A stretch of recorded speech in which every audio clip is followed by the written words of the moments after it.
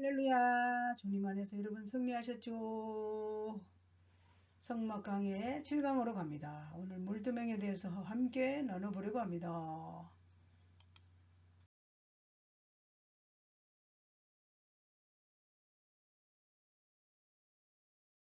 주님 이름으로 여러분 사랑하고 환영합니다. 여러분을 위해서 중보기도 하며 올해는 2022년이기에 다윗 열쇠를 꾹 받으세요. 다윗의 열쇠 열면 닫을 자가 없고 닫으면 열 자가 없는 축복의 사람들이 되시길 주의 이름 부탁합니다. 물두멍에 대해서 오늘 함께 은혜를 나눌 때 출애굽기 30장 17절에서 21절입니다. 자, 물두멍의 사진을 보면서 이렇게 생겼구나 하면서 말씀을 들으면 쉽습니다. 이 시청과 교제가 그렇게 중요하답니다. 여호와께서 모세에게 말씀하여 이르시되 너는 물두멍을 노스로 만들고 그 받침도 노스로 만들어 씻게 하되 그것을 회막 제단 사이에 두고 그 속에 물을 담으라. 아론과 그의 아들들이 그 두 명에서 수족을 씻되 그들이 회막에 들어갈 때 물로 씻어 죽기를 면할 것이요 제단에 가까이 가서 그 직분을 행하여 여호와 앞에 화제를 살을 때도 그리할지라. 이와 같이 그들이 그 수족을 씻어 죽기를 면할지니 이는 그와 그의 자손이 대대로 영원히 지킬 규례니라. 아멘.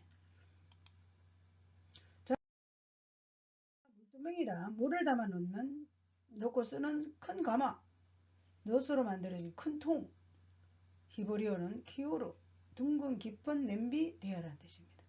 물두멍은 성소 안으로 들어가는 사람이 손발을 씻는 곳으로 성막 울타리 안에 번제단을 지나 성소 회장 앞에 있습니다.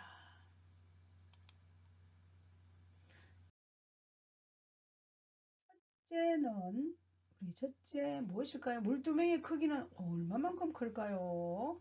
물두멍의 크기. 크기와 무게는 정확하지 않지만 솔로몬 때는 제사가 규모가 컸답니다. 직경이 4규빗 그리고 깊이가 40밭이라고 합니다. 물을 담을 수 있도록 큰 이 그릇을 보십시오. 이 물두멍을 이렇게 만들어 놓고 10개 정도 만들었다고 열왕기상 또 역대하 기록되어 있습니다. 이러듯 그 당시에는 제사 규모가 컸기 때문에 크기가 더 컸고 그때그때마다 아마 달랐는 모양입니다.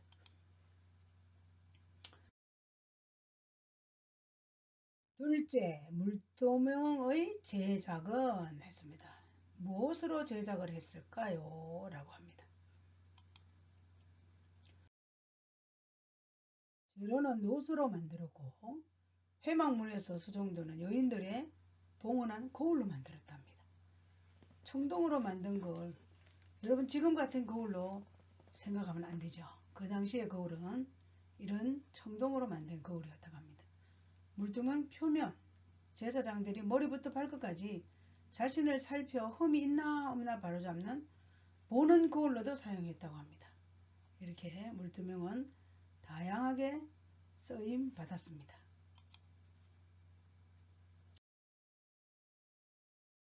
셋째, 물두멍의 위치와 특징은 무엇일까요?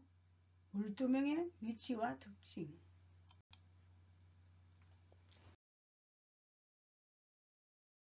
자, 회막과 단 사이에 있다 그랬잖아요. 저 가운데 회막 들어가기 전에 손발을 씻고 들어가는 거. 단 사이에 있다.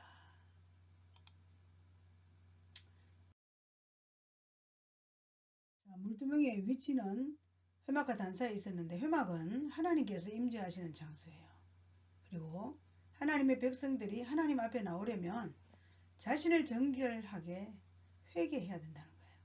하나님의 권위를 인정하고 그 앞에 복종하겠다는 겸손이 있어야 된다라고 가르친다고 합니다.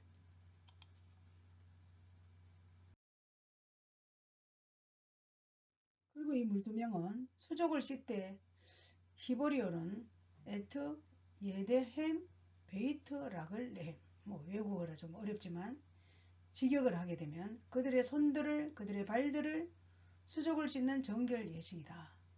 하나님 앞에 부족한 존재야 우리는 오늘날도 우리에게 손과 발을 통한 외적인 행동의 순결함을 생각해야 합니다. 그리고 마음을 통한 내적인 순결함도 우리 자신을 점검해야 봐야 합니다. 예배할 때, 예배하기 전에.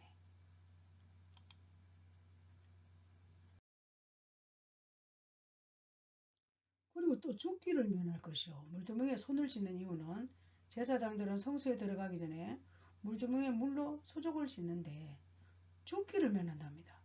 제사장들이 규례를 무시하고 자기를 정결케 하지 않고 부정한 몸으로 하나님의 성소에 들어가 성소의 기구들을 만지면 죽습니다. 거룩하신 아버지 앞에 서기 위해서 규례를 지켜 정결함을 유지했다고 합니다. 지금 우리가 자세가 제대로 안 돼서 죽는다면 얼마나 무섭습니까? 예배 드리고 싶습니까? 구약시대는 이렇게 엄청나게 하나님께서 다루셨습니다.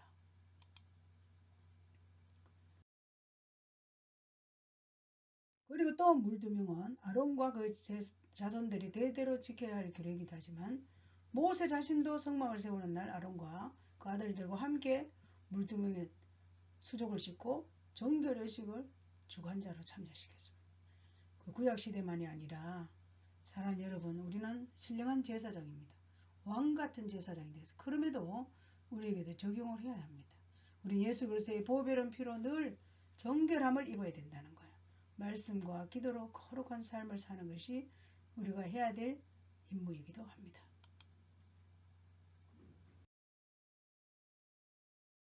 셋째, 물두멍의 구속사적 교훈이 있습니다. 물두멍과 구속사적 교훈이 어디 차이가 있을까? 한번 가볼까요? 물은 거룩하게 하는 하나님의 말씀을 상징한다고 합니다. 번제단은 온통 짐승의 피로 얼룩져 있지 않습니까? 짐승, 양이, 소, 매매 얼마나 잡고 피를 흘렸겠습니까? 물두명은 깨끗한 물로 가득 채워져 있는데 물이 광야에서 그 물이 귀한 광야에 생각을 해보십시오.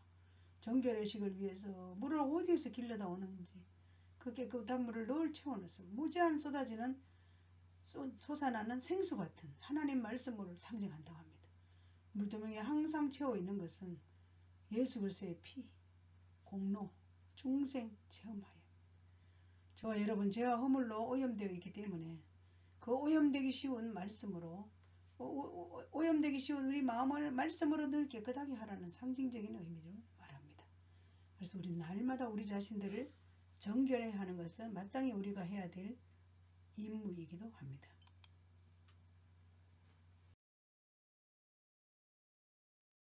하나님께서 제사장들에게 성막 출입 전후에 반드시 손과 발을 씻고 물두멍의 거울 앞에 거울 속에 자신을 비추고 또 그리고 이것은 영적 성도가 그렇게 제사장들이 한 것처럼 성도 하루하루 하나님의 존전에 나갈 때 먼저 자신의 허물과 혹시 범죄한 일이 있나 실수가 없나 신령한 거울에 날마다 비추면서 회개해야 합니다.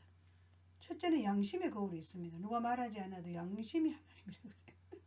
양심의 거울을 비춰보고 하나님 말씀의 거울로 보고 진리의 성령 우리 안에 계신 성령님이 우리로 하여금 내가 무슨 잘못된 범죄한 삶이 없나 이렇게 날마다 우리를 점검해야 한다는 것입니다.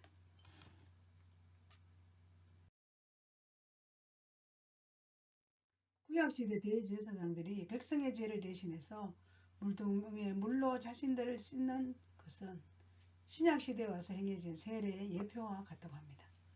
구약시대 물로 신령한 세례 역사는 이렇게 노아 홍수 8명 출애굽 당시에 이스라엘 백성들이 구름과 바다를 지나가며 세례를 받았다. 죄인을 위해서 물과 피로 임하신 예수 그리스도를 의미한다고 합니다. 이런 구속사적인 사적인 의미가 있다는 것입니다. 말씀 물두멍 말씀을 마무리합니다. 구약시대의 제사장들이 손과 발을 씻는 것 영적으로 물두멍은 하나님께 나아갈 때 시점 즉 세례 비유합니다.